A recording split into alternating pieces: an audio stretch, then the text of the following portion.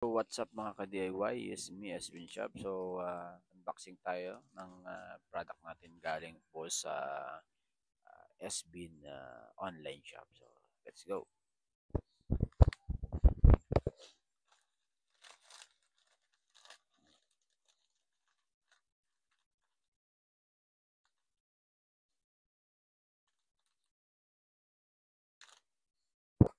So, ito po yung ating tea, mga bossing, ano? Ang whole fried paragis. Okay. Yan. Gamot po ito sa herbal po ito mga ka-DIY. So, paragis. So, yan. Sa mga gusto pong kumuha, ilagay ko po sa ang description dyan sa baba ng video. So, legit naman siya mga bossing, ano? So, napakaganda mga bossing.